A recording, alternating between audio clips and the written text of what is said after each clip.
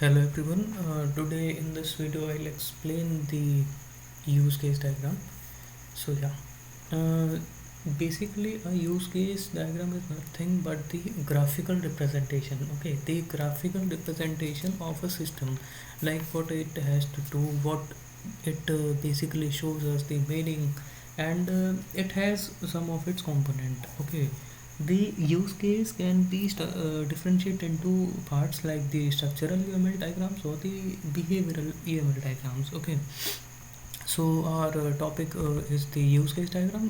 So this use case diagram comes under the behavioral UML diagram. So now it has its component, as I said. The first component I would explain the actor. This is the symbol by which we represent the actor. This one, it actor are the people or like some entities operating under some defined rules. Okay, within the system. The second component is the system name on the system boundary, which contains the use case. Like here, I wrote the use case diagram. Okay, then I would explain the use case. These are the oval the shaped figures. These are called the use cases, like enroll in university, perform security check, enroll family member in university, enroll in seminar. These are the use cases are defined here. Now the we can explain the relationships which are in the use case diagram. The first one I would explain the association, then dependency, then generalization. Fourth one is the realization, but it is not shown here because our task was the use case diagram we have to make for this one. So yeah, now we can see the actor. Okay, the registrar, the student, international student, and the applicant. These are the four actors present here, and the four use cases. The this one, and enroll family member in university, perform security check.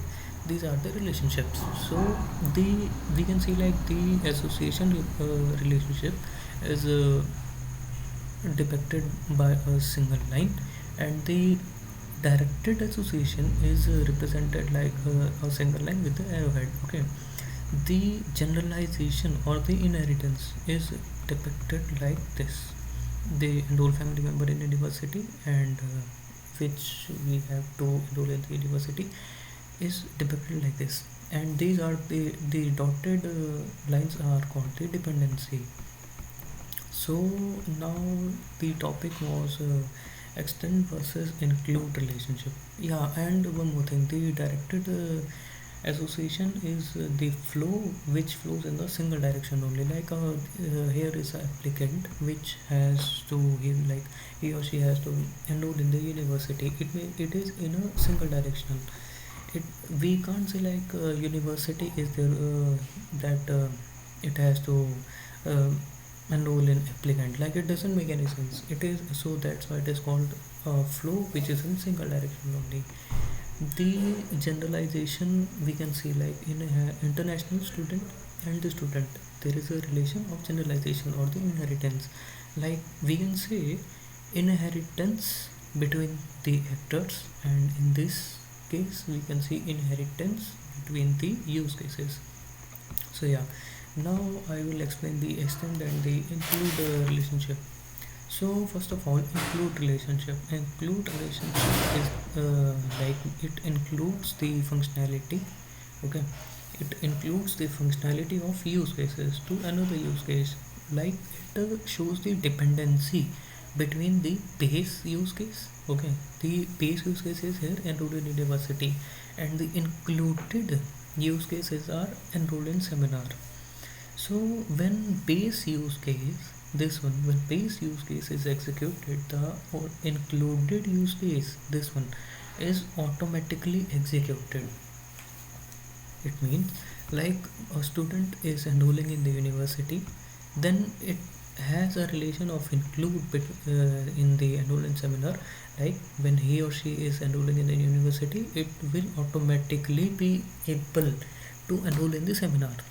Okay, uh, the base use case requires the included use case in order to get complete fully executed. like it is dependent, but it is different in the extend relationship. Like when base use case this when base use case is executed, the extended use case perform security check. Okay, the extended use case will execute. Yeah, this will execute, but for some time. But not always it will execute it. It will execute only when it is an international student.